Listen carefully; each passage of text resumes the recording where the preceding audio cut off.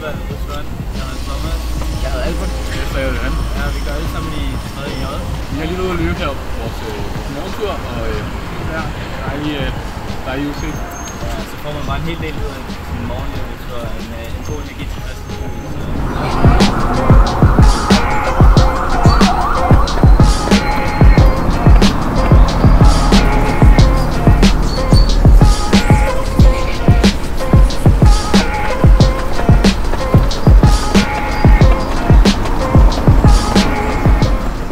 Rigtig mange stærke busser, der vil at stoppe kl. 6 om morgenen for mig med, og håber selvfølgelig, der er flere, der vil være med.